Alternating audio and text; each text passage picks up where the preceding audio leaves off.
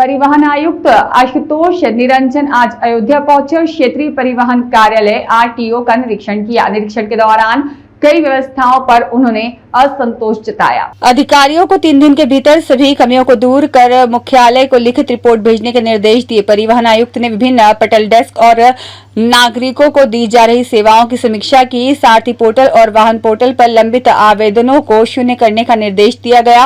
Record room में दस्तावेजों के बेहतर रखरखाव और व्यवस्थित संधारण के लिए समय सीमा तय की गई। परमिट और प्रवर्तन से जुड़ी व्यवस्थाओं को भी 3 दिन में दुरुस्त करने के आदेश दिए गए। आशुतोष निरंजन ने कहा, सुधार की गुंजाइश हमेशा रहती है और परिवहन विभाग अपनी जिम्मेदारियों को लेकर सजग रहेगा।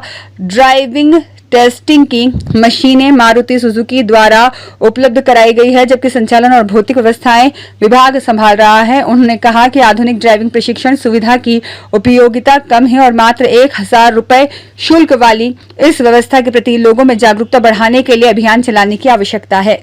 क्या पाया निरीक्षण में सर?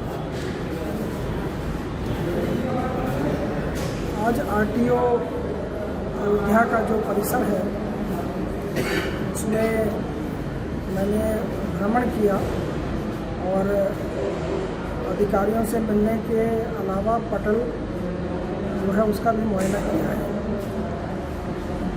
ये मुआयना जो है वो प्रारंभिक कहा जा सकता है, बहुत विस्तृत मैंने इसको नहीं किया है। उसमें जो सिटीजन्स को जो सेवाएं मिल रही हैं उसकी जानकारी प्राप्त करी है। जो सारथी पोर्टल और वाहन पोर्टल पे सर्विस वाइज जो पेंडेंसी है उसको देखा है।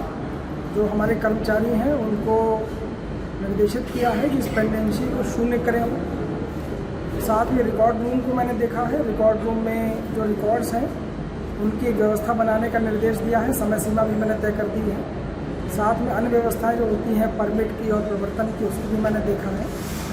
इसमें अभी मैं समय दे रहा हूँ, जो हमारे वरिष्ठ अधिकारी हैं वो इन सारी व्यवस्थाओं को अगले 3 दिन में दुरुस्त करके मुख्यालय को लिखित में अवगत कराएंगे। कोई बहुत गंभीर अनियमितता जो है प्रथम दृष्टया वो संज्ञान में नहीं आई है।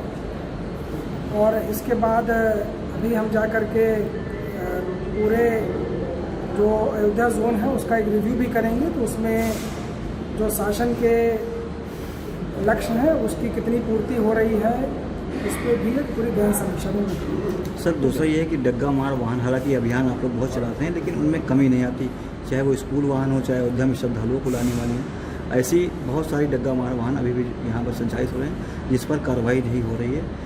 अभियान तो चलते हैं, कार्रवाई भी होती है लेकिन उनकी संख्या नहीं कम होती। सर नहीं ऐसा है, हमारे पास इस तरह के आंकड़े हैं कि स्कूल वाहनों का जो फिटनेस है और जो परमिट है उसमें पूरे प्रदेश में, अगर मैं समेकित रूप से बताऊं, यहाँ का आंकड़ा भी मैं आपको बता सकता हूँ।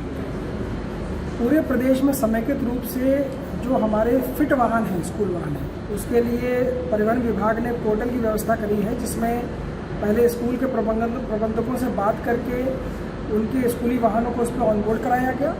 बाद में लगातार अभियान चला के उसके परमिट और फिटनेस को चेक कराया गया। तो जहाँ तक अगर परमिट की बात की जाए तो लगभग 90% के आसपास इस समय जो स्थिति है, कल शाम तक का आंकड़ा है, इतने ऐसे वाहन हैं जो परमिट के साथ चल रहे हैं। यानी कि अभी सिंगल डिजिट में ऐसे परसेंटेज में वाहन है जिसमें अभी हम लोग उसको अभी और करेंगे। उसमें कुछ जनपद ऐसे हैं जहाँ संख्या थोड़ी ज़्यादा है, कुछ जनपद है जहाँ पे संख्या बहुत ही न्यूनतम हो गई है। इसी तरह फिटनेस वाहन में 93% के आसपास इस समय हमारा अचीवमेंट है। रही डग्गा मार वाहनों की, ये जो अनऑथराइज्ड फ्लाइंग होती है उस पर भी लगातार काम किया जा रहा है। और उसमें भी अगर मैं आंकड़ों की बात करूं तो इधर पिछले 15-20 दिनों में विशेष अभियान चला करके बड़ी संख्या में कार्रवाई की गई है। और अधिकारियों से मेरा यही निर्देश रहता है कि इस चीज़ पे हम लगातार काम करें।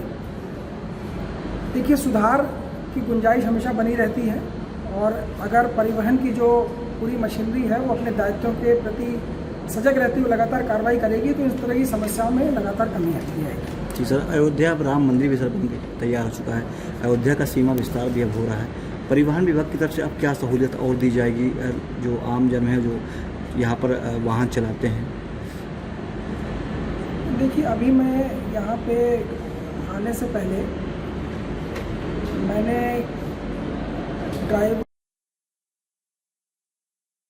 मैं देख के आया हूँ। वो फैसिलिटी मारुति सुजुकी के सहयोग से बनी है।